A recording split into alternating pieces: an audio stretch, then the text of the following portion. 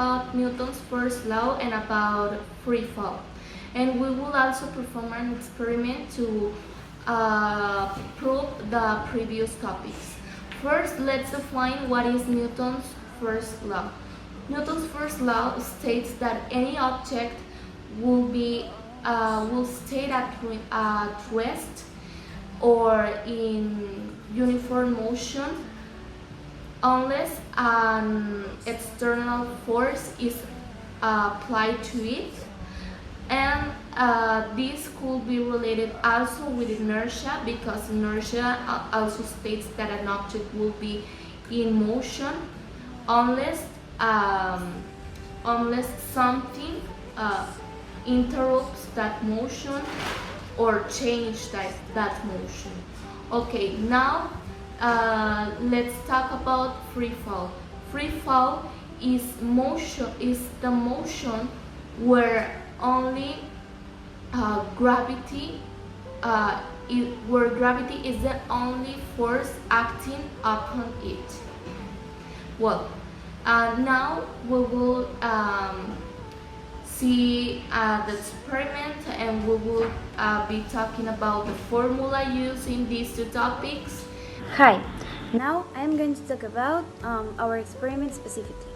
The materials we will need to use will be a glass, a drinking glass, also a cardboard roll of toilet paper that we are not using anymore, also an egg. It could be raw or boiled. We recommend it to be boiled, and also something to cover our working space, like for example a towel, a piece of cloth, or some newspaper.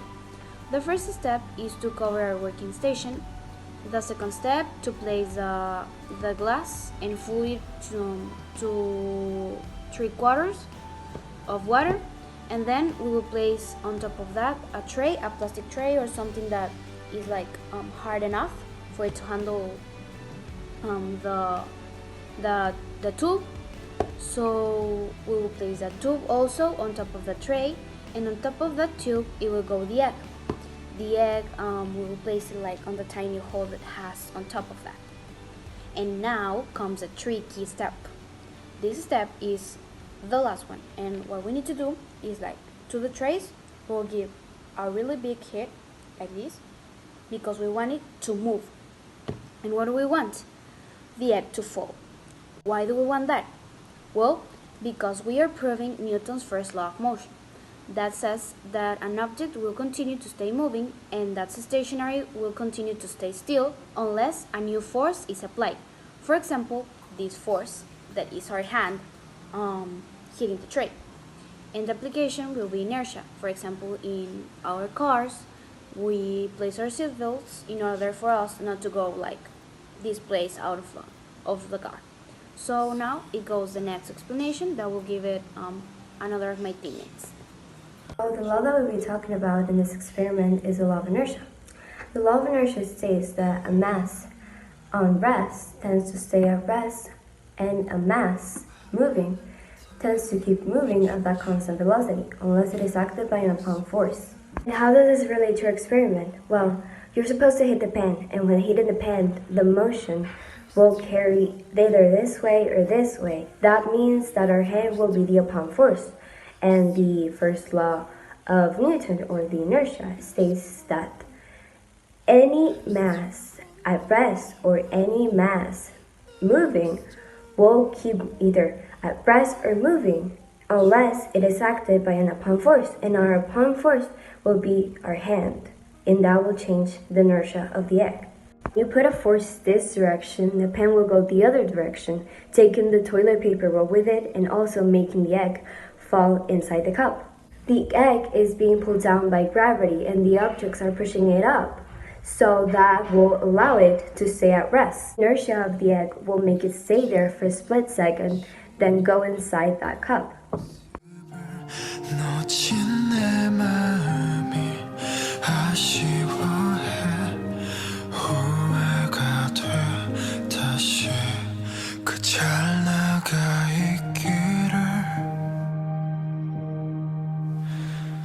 달빛 추각하나 하나 모아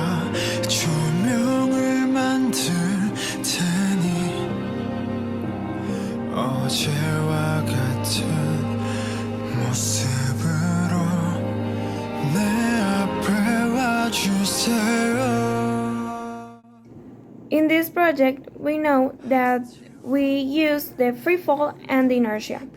To find the free fall, there are different types of formula.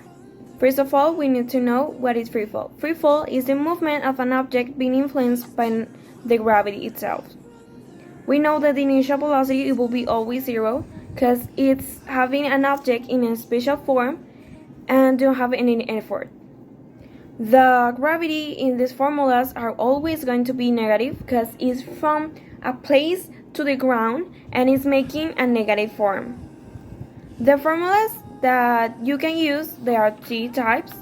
The first one, that is distance equals initial distance plus initial velocity times the time that it takes plus 1/2 times the gravity times the time that it takes square. There are another two formulas, both using to find the final velocity, but they are different because one uses the time, another one uses the distance. The one that uses the time is final velocity equals initial velocity plus gravity times the time that it takes. The one that uses the distance is final velocity square. It's equal to initial velocity square plus 2 times the gravity times the distance. In this experiment, we can use the three types because we know the distance, we know the time, and we know the gravity and the initial velocity. But in this case, imagine that we don't have the time, so you can substitute the data in a formula. We are going to do it in a final velocity. We know only the distance, the initial velocity, and the gravity. So we can substitute in the second formula that I gave to the final velocity. That is final velocity square. It's equals initial velocity square plus 2 times the gravity times the distance. And if we substitute, it will let us to final velocity root final velocity equals root of the initial velocity, that is 0 square, plus 2 times the gravity, that is minus 9.8, times 15, that is our distance. And it will let us to the result, that is minus 17.15 meters per second. As